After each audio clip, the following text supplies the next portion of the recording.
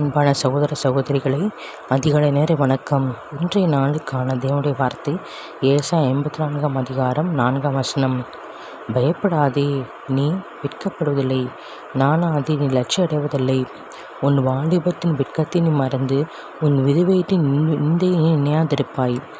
இந்த வசனத்தை கேட்டுக்கொண்டிருக்கிற தேவ ஜனங்களே, கர்த்தர் வேத வசனத்திலே எத்தனையோ இடங்களை பயப்படாதே பயப்படாதே என்று எத்தனையோ முறை சொல்லிக்கிறார். பயப்படாத, உன்னுடனே கூட இருக்கிறேன், திகையாத நான் தேவன் என்று சொல்லிக்கிறார்.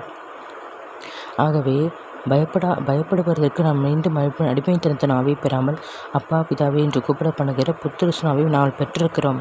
கர்த்தர் நமக்கு பயமுள்ள ஆவியை கொடாமல் பலம் அன்பும் தெளிந்து புத்தியுள்ள ஆவியை கொடுத்திருக்கிறார்.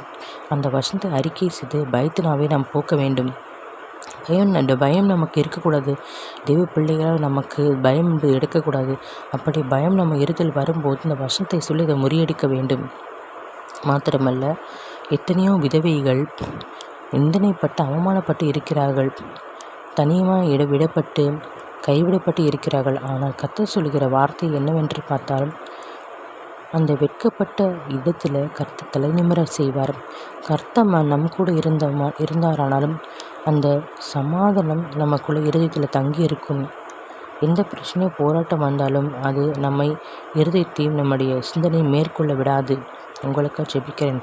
அப்பா சோத்திரங்கத்தாவே, இசப்பா இந்த வசனம் எங்கள் வாழ்க்கையில் கிரியை செய்யும்படி ஜெபிக்கிறேன். அப்பா சோத்திரங்கத்தாவே, நன்றி ராஜா. சோத்திரங்கத்தாவே, இசப்பா சேனைகளின் கர்த்தராகி ஆண்டவர் இசப்பா எங்கள் கூட இருந்து பெரிய காரியங்களை செய்யுங்க ராஜா.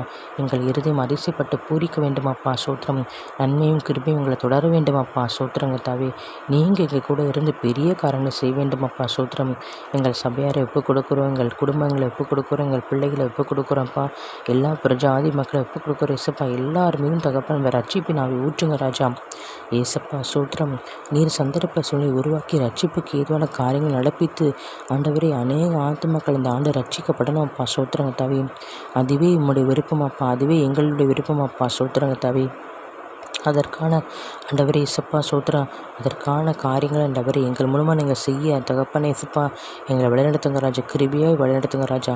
மீட்பெரும் இரட்சகமாக்கிற இயேசு கிறிஸ்துவின் நாமத்தில் ஜெபிக்கிறேன் என் ஜீவன் நல்ல பிதாவே, ஆமேன்.